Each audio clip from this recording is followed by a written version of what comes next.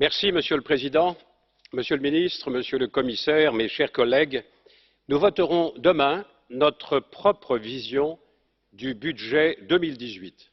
En ma qualité de président de la Commission des budgets, je veux rendre un hommage tout particulier à nos rapporteurs pour leur excellent travail, Siegfried Mureşan et Richard Ashworth. Je soutiens les deux axes majeurs que notre rapporteur général a souhaité donner à ce budget, la croissance et l'emploi, notamment la formation professionnelle des jeunes d'un côté, la sécurité et les flux migratoires de l'autre. Je souligne en particulier les compléments de dotation nécessaires dans des programmes particulièrement performants comme Horizon 2020 et Erasmus+, ainsi que dans des agences qui montent en puissance dans le domaine de l'asile, du contrôle des frontières extérieures et de la coopération policière. Erasmus+, dont on a célébré avec éclat le 30e anniversaire, Erasmus+ génère des frustrations puisque plus d'une demande sur deux est écartée faute de crédit. Les paramètres de la négociation qui s'annoncent sont assez simples, pas de révision du cadre financier, pas d'arriérés de paiement.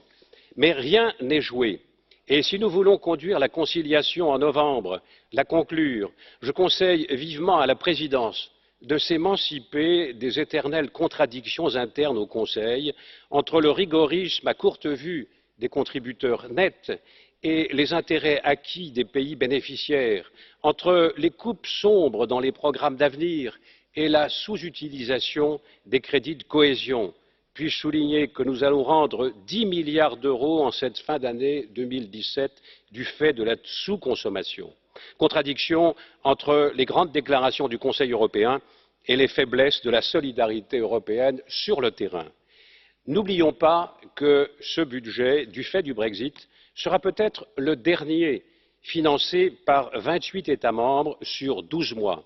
C'est dire combien il est urgent de convenir du futur que nous entendons donner à l'Europe. Quel budget pour quelle Europe? À ce stade de la procédure budgétaire, nous restons confiants. Nous sommes impatients de voter des budgets donnant à l'Union des moyens de préparer notre avenir et de nous protéger. Des budgets parlant aux Européens, des budgets démontrant à l'opinion publique l'effectivité de la valeur ajoutée européenne. Je vous remercie de votre attention.